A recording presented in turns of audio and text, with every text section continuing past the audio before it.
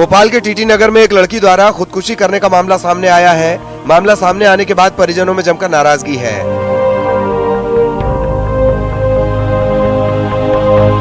लड़की के suicide note से लव जिहाद का आरोप सामने आया है। इसमें आदिल नाम के युवक पर प्रताड़ना के आरोप लगे हैं। इधर युवती के भाई ने टीटी नगर थाने में आदिल के खिलाफ मामला दर्ज करवाया है। फिलहाल पुलिस भाई के आरोप और सुसाइड नोट में दर्ज बातों को लेकर जांच कर रही है। आपको बता दें कि लड़की ने शुक्रवार को अपने घर में फांसी लगा ली थी। इंदौर में माफिया के खिलाफ कार्रवाई का दौर फिर शुरू हो गया है। नगर निगम और पुलिस प्रशासन ने लसूड़िया थाना इलाके में ड्रग माफिया के मकान के अतिक्रमित हिस्से को तोड़ दिया। मौसम खराब होने के बावजूद नगर निगम का रिमूवल दस्ता अधिकारियों के साथ सुबह ही मौके पर पहुंच गया। नगर निगम के अधिकारी के मुताबिक माफिया सागर जैन ने मकान में मार्जिनल ओपन स्पेस कवर कर 2 कमरे और अन्य तरह का अवैध निर्माण कर लिया था। आपको बता दें कि सागर जैन मानव तस्करी और देह व्यापार का आरोपी है। वो बांग्लादेशी युवतियों को देह व्यापार के दलदल में धकेलता था। सागर जैन की गिरफ्तारी के बाद ड्रग कारोबार का भी खुलासा हुआ था। सागर जैन की जानकारी के बाद कई और आरोपियों को पुलिस ने गिरफ्तार किया था।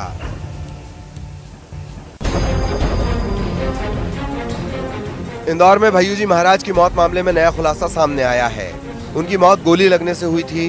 कोर्ट में सुनवाई के दौरान ये बात भैयूजी के शव का पोस्टमार्टम करने वाले डॉक्टर ने कही। अब इस मामले में अगली सुनवाई 11 और 12 जनवरी को होगी, जिसमें महाराज के सेवादार कैलाश पाटिल और बेटी कुहू को बयान दर्ज कराने के लिए बुलाया गया है। आपको बता दें कि लगभग 2 साल से इस मामले की सुनवाई चल रही है, जबकि सुप्रीम कोर्ट ने इस मामले की सुनवाई 6 महीने में पूरी करने के निर्देश दिए हैं, लेकिन गवाहों के नहीं आने से सुनवाई में देरी हो रही है।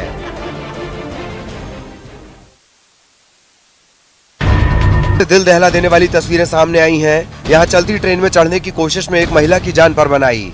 इन तस्वीरों में देखिए कैसे महिला ट्रेन और प्लेटफॉर्म के बीच घिसटती जा रही है। ट्रेन पर चढ़ते समय महिला का पैर फिसल गया था और महिला ट्रेन और प्लेटफॉर्म के बीच फंस गई थी। हालांकि महिला की किस्मत अच्छी थी। स्टेशन पर मौजूद रेल कर्मचारी ने महिला को ट्रेन से खींच लिया। एक और शख्स भी महिला की मदद के लिए आगे आया और महिला को बचा लिया गया।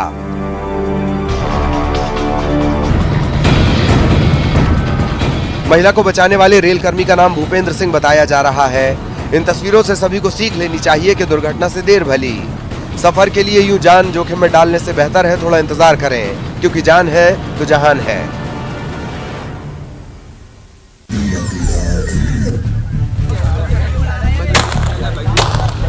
ग्वालियर में खुलेआम फायरिंग के 2 वीडियो वायरल हो रहे हैं। पहले वीडियो में एक युवक भीड़ में पिस्टल से हवाई फायरिंग करता दिखता है।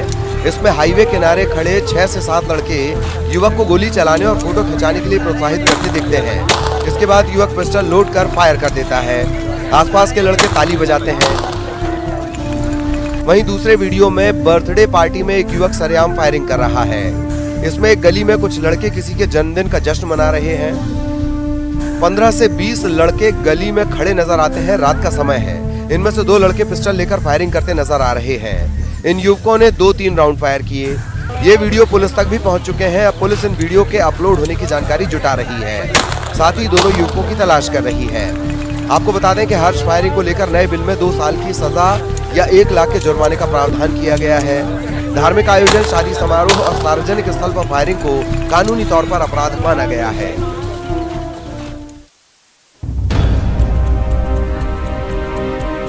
अशोकनगर के कदवाया इलाके में कुछ बदमाशों ने दुकान में घुसकर एक व्यापारी की जमकर पिटाई कर दी। मारपीट की पूरी घटना वहां लगे सीसीटीवी में कैद हो गई। पीड़ित दुकानदार के मुताबिक कुछ बदमाशों ने उनसे पैसों की मांग की थी, जिसे उन्होंने देने से मना कर दिया। इसके बाद बदमाशों ने दुकान में घुसकर मारपीट की। आज मैं अपनी दुकान पर बैठा था, तब 2 बदमाश आए। राजवीर सिंह यादव, राजकुमार लोधी, इन दोनों द्वारा मेरे से 500 रुपये मांगे गए। दारू पीने के लिए 500 रुपये दे, नहीं तो तुझे देख लेंगे। मैंने उनको 500 रुपये देने से मना कर दिया। तो बोलते हैं शाम को आएंगे तब देखेंगे, तेरे 5 लाख लोग लगेंगे। 500 रुपये के चक्कर में 5 लाख रुपए लगेंगे तेरे। पीड़ित की शिकायत पर पुलिस ने मामला दर्ज कर आरोपियों की तलाश शुरू कर दी है।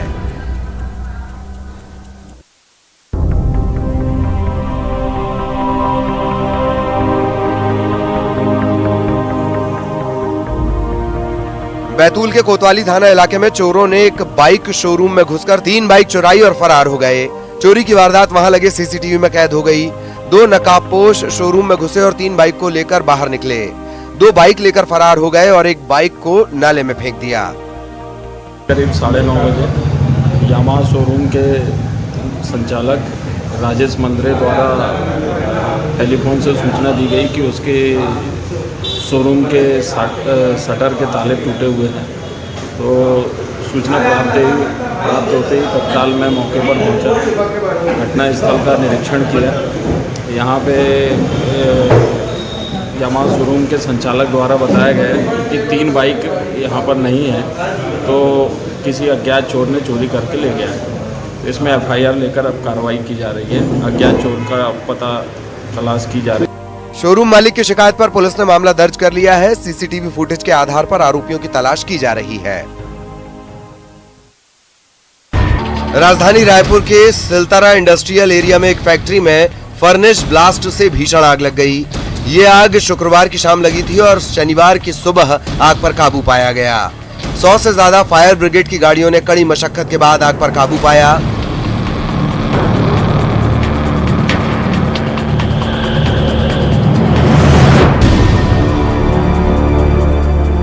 इस दौरान फोम फायर टेंडर से भी आग बुझाने की कोशिश की गई। इसके बाद कूलिंग का काम किया गया। ग्रीन पेट्रो कंपनी के फर्नेस में ब्लास्ट हुआ था। पूरा इलाका इंडस्ट्रियल इलाका होने की वजह से आग फैलने का खतरा पैदा हो गया।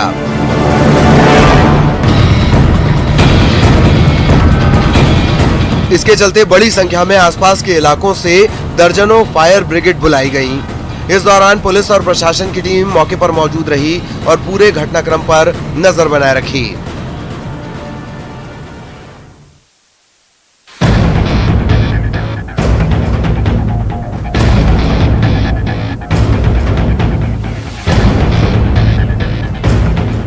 कवर्धा में धान पंजीयन कराने के नाम पर पटवारी द्वारा रिश्वत लेने का मामला सामने आया है। आरोप है कि प्रति एकड़ 2000 रुपए के हिसाब से किसान से पटवारी ने 10,000 रुपए लिए थे। इसका कथित वीडियो किसान के पास है। मामला पंडरिया ब्लॉक के पटवारी हलका नंबर 15 का है, जहां राजू मरावी नाम के पटवारी ने धान पंजीयन का रकबा बढ़ाने के लिए पीड़ित रविंद्र धुर्वे से 20,000 की मांग की थी। किसान जब धान बेचने गया तो उसे 10 एकड़ के हिसाब से टोकन नहीं मिला। सर गिरदौली के नाम से मैं पटवारी साहब से बातचीत हो रही से, तो बोली इसकी प्रति एकड़ में 2000 लेता हूँ मैं 10 एकड़ की बात हो रही से 5 एकड़ बार बोला 10,000 में है दे हाँ। और वीडियो में है एक भाई ले बनवा रहे हैं मैं कि देता हूँ इसे करके, और पंजीयन अभी तक नहीं आए। अच्छा तो पैसा का पैसा लगते का मगर गिरदौली के नाम से बोले रही से कि 2-2 लेता हूँ, ऐसे टाइप के फोन करी कि ऐसा नहीं हो पाई तो धान के नाम से नहीं चक पाई। एक नाम से मांगे रही से 20,000 10 एकड़ पर। किसान का धान न बिकने पर उसने मामले की शिकायत कलेक्टर SP से कर कार्रवाई की मांग की है।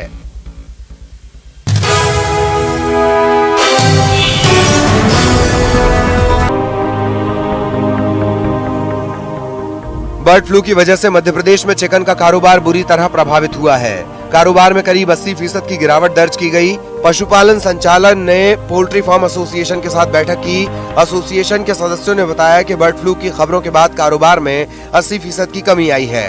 भोपाल और उसके आसपास के इलाकों में 400 से ज्यादा पोल्ट्री फार्म है। अंडे का कारोबार भी बर्ड फ्लू के चलते प्रभावित हुआ है। पशुपालन विभाग ने पोल्ट्री फार्म में नियमित रूप से सैनिटाइज करने के निर्देश दिए हैं और संक्रमण रोधी दवा के छिड़काव से संक्रमण को खत्म करने के लिए कहा है। फिलहाल अंडे और चिकन के इस्तेमाल पर कोई रोक नहीं है। पशुपालन विभाग के मुताबिक अच्छे तरीके से पकाकर चिकन और अंडे का इस्तेमाल कर सकते हैं। कलेक्टर हैं वो पूरा उस पर ध्यान दे रहे हैं और हर जगहों पर उनके जहाँ कोई इस तरीके की मामले आए हैं उनके सबके सैंपल भी भेजे जा रहे हैं। पशुपालन डिपार्टमेंट और हमारा प्रशासनिक जो अमला है, मुख्यमंत्री जी ने पूरे कलेक्टरों से भी बात की है और उसमें हम लोग पूरी तरह से अलर्ट हैं। आपको बता दें कि मध्य प्रदेश के 21 से ज्यादा जिलों से लिए गए सैंपल में बर्ड फ्लू की पुष्टि हो चुकी है। बर्ड फ्लू के संक्रमण को रोकने के लिए प्रशासन को छिड़काव और रोकथाम के उपाय अपनाने के निर्देश दिए गए हैं।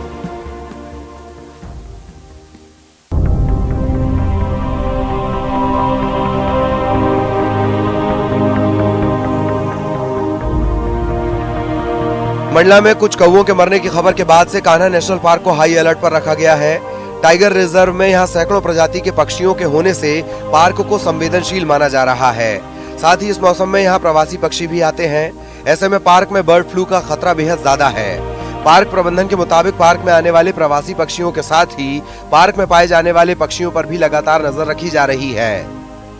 एहतियात यही है कि कोई पक्षी अगर जो बीमार अवस्था में मिलता है, अगर कोई पक्षी मृत अवस्था में मिलता है, तो लगातार उस पर निगरानी रखी जा रही है। जहाँ पे पानी के स्रोत हैं, जहाँ पे जो बर्ड्स की संख्या ज़्यादा रहती हैं, तो उन पे, और जो माइग्रेटरी बर्ड्स हैं जो बाहर से आती हैं, खासतौर से विंटर माइग्रेटरी बर्ड्स हैं, उन पर भी नज़र रखी जा रही है। हम वहाँ के जो ऑफिसर्स हैं उनके संपर्क में हैं और हम अपने स्टाफ को सजग करके रखे हैं और सबको निर्देश दिया हुआ है कि कोई भी ऐसी यदि घटना प्रकाश में आती है तो हमें सूचित करें। पार्क प्रबंधन ने मैदानी अमले को सतर्क कर दिया है। वहीं प्रबंधन ने किसी भी स्थिति से निपटने के लिए तैयारी पूरी कर ली है।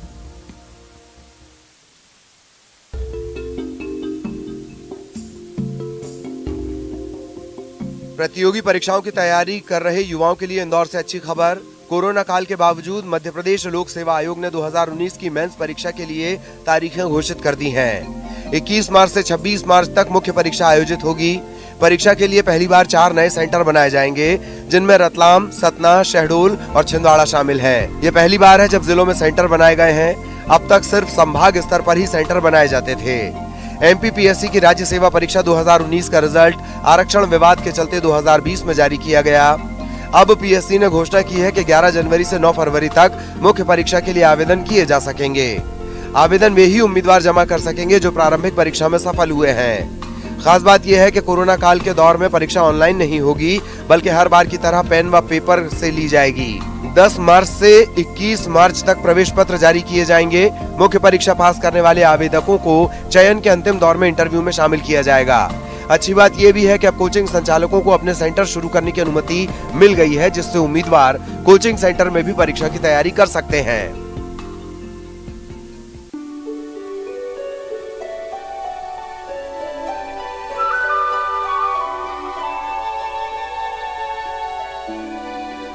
इंदौर एयरपोर्ट पर इंटरनेशनल कार्गो सेंटर बनने के बाद अब 3 एकड़ जमीन पर डोमेस्टिक कार्गो सेंटर बनाया जाएगा। अभी डोमेस्टिक कार्गो का काम पुराने टर्मिनल से होता है, लेकिन नया सेंटर काफी बड़ा और सुविधाओं से लैस होगा।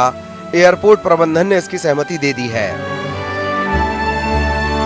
इसका निर्माण एयरपोर्ट अथॉरिटी ऑफ इंडिया के cargo logistics and allied services company I class करेगी। इसके लिए एयरपोर्ट के बाहर पुराने हज हाउस की 3 एकड़ जमीन दी जाएगी। अभी जिस जगह पर डोमेस्टिक कार्गो का काम चलता है वो जगह कम पड़ने लगी है। अब आने वाले कुछ सालों को देखते हुए नए कार्गो सेंटर की जरूरत महसूस की जा रही है।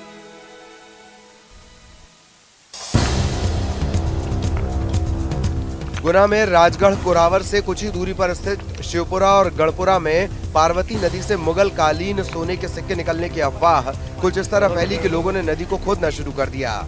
देखते ही देखते एक के बाद एक गांव के सैकड़ों लोग नदी खोदने के लिए पहुंच गए। मामले की जानकारी जब राजस्व विभाग को लगी तो वहां पटवारी भी देखने के लिए पहुंचे, लेकिन वहां सिक्के वगैरह तो नहीं मिले। हाँ, गांव के लोग बड़ी संख्या में खुदाई करते हुए जरूर नजर आए।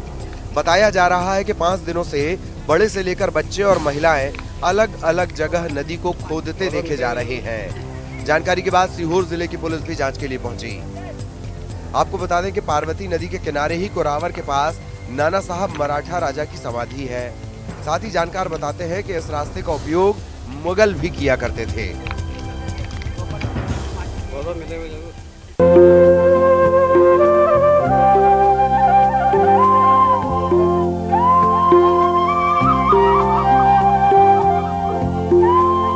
बुरहानपुर के इतिहासकार, सेना में चिकित्सक पद से रिटायर और प्राचीन सिक्कों के संग्रहकर्ता डॉक्टर मेजर गुप्ता ने अपने सिक्कों के कलेक्शन में शामिल राम टका कहे जाने वाले कुछ सिक्के अयोध्या में बनने जा रहे श्री राम संग्रहालय में देने की इच्छा जाहिर की है। दरअसल अयोध्या में बन रहे राम मंदिर के पास भगवान राम से जुड़ी स्मृति को लेकर श्री राम संग्रहालय भी स्थापित किया जा रहा है। देश भर से ये अपील की गई है कि भगवान राम की स्मृति से जुड़ी कोई भी वस्तु हो तो उसे संग्रहालय में सजाने के लिए दें। इसी अपील से प्रभावित होकर डॉक्टर मेजर गुप्ता ने राम टका यानी धातुओं के सिक्के में उपकेरी भगवान राम, सीता, लक्ष्मण व हनुमान की छवि को संग्रहालय में देने की इच्छा जाहिर की है। डॉक्टर गुप्ता की माने तो 200 से 300 साल पहले विभिन्न धातुओं के सिक्कों पर भगवान राम के जीवन के महत्वपूर्ण प्रसंगों को उकेरा जाता था। इन सिक्कों को रामटका कहते हैं और इनका उपयोग मुद्रा के तौर पर नहीं होता था। इन्हें मंदिर समितियां बनवाती थीं और श्रद्धालु मंदिर से इन सिक्कों को खरीदकर अपने पूजा घर में या तिजोरियों में रखते थे।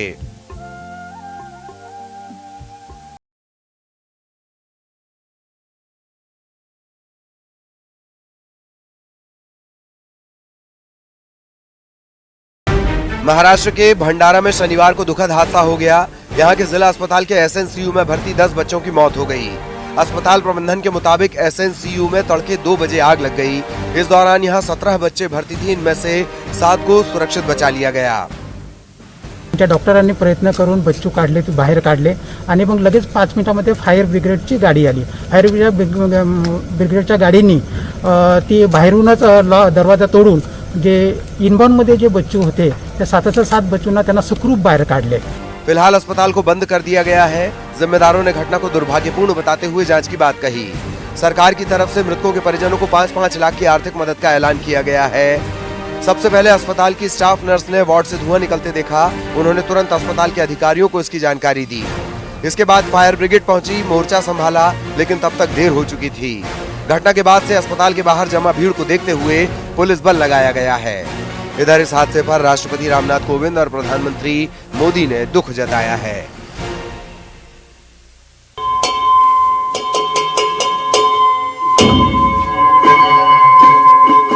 घंटियों से टन-टन की आवाज गूंज रही है और रंग बिरंगे वस्त्र, टोपी और मुखौटे पहने ये बौद्ध भिक्षु शांति और समृद्धि के लिए मुखौटा नृत्य कर रहे हैं। ये बोधगया के भूटान मोनेस्ट्री का नजारा है, जहां बुरी शक्तियों का नाश करने के लिए देवी देवताओं का मुखौटा पहने ये बौद्ध भिक्षु पारंपरिक नृत्य में खोए नजर आ रहे हैं। तो इस मुखौटा नृत्य में शामिल होने के लिए बड़ी संख्या में बौद्ध भिक्षु यहाँ पहुँचे हुए हैं।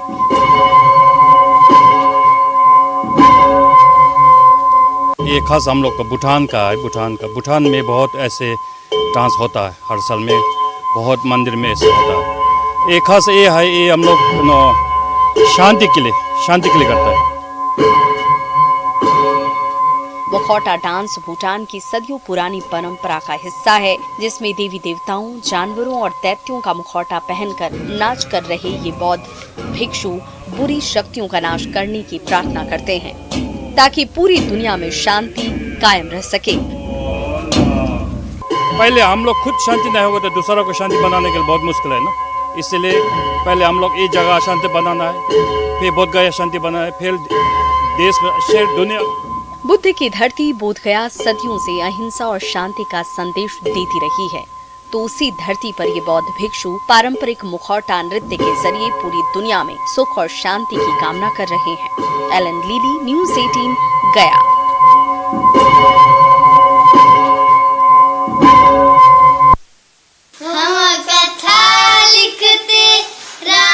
सकल गुण धाम की ये रामायण है, पुण्य कथा श्री राम की। ये रचना तब की है जब देशवासी लंबे लॉकडाउन के कारण अपने अपने घरों में कैद थे। ऐसे बुरे दौर में जालौर के भाई बहन ने वो कर दिखाया जिसकी इनके परिजनों ने भी उम्मीद नहीं की थी।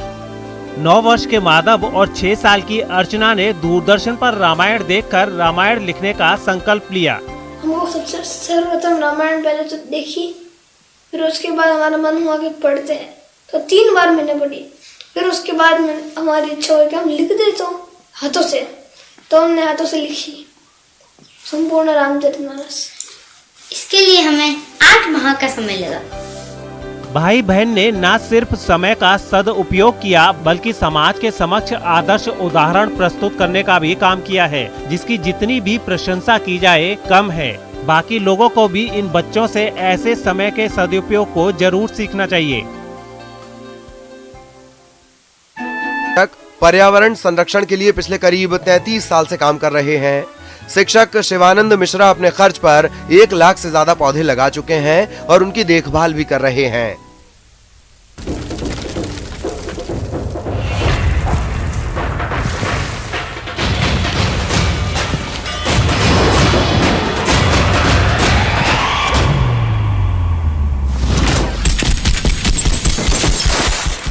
बॉलीवुड की धाकड़ गर्ल कंगना रनौत अपनी अपकमिंग फिल्म जयललिता के बाद अगली फिल्म धाकड़ की तैयारी शुरू कर चुकी हैं। धाकड़ की शूटिंग के लिए कंगना रनौत भोपाल पहुंची। धाकड़ की शूटिंग भोपाल और बैतूल में होनी है। कुछ समय पहले ही धाकड़ का फर्स्ट लुक रिलीज किया गया था, जिसमें कंगना गोलियां चलाते नजर आ रही है।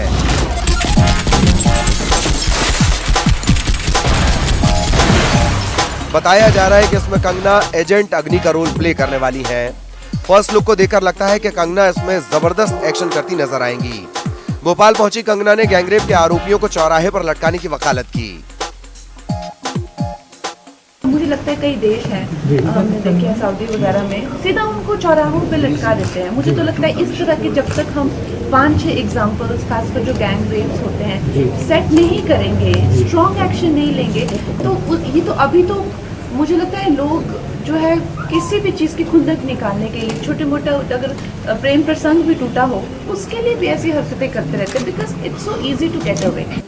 लव जिहाद पर बोलते हुए कंगना ने कहा कि दकियानूसी और पुराने कानून बदलने चाहिए। रिलीजन या जाति या किसी भी धर्म परिवर्तन को इस तरह के प्यार के बहलाने फुसलाने में या इस तरह की चीज़ों के करके I think it's a very good step that government has finally taken. आपको बता दें कि कंगना रनौत, अर्जुन रामपाल और दिव्या दत्त स्टारर धाकड़ की शूटिंग भोपाल और बैतूल के आसपास होने जा रही है। बताया जा रहा है कि फिल्म कोल तस्करों के इर्द गिर्द बुनी गई है।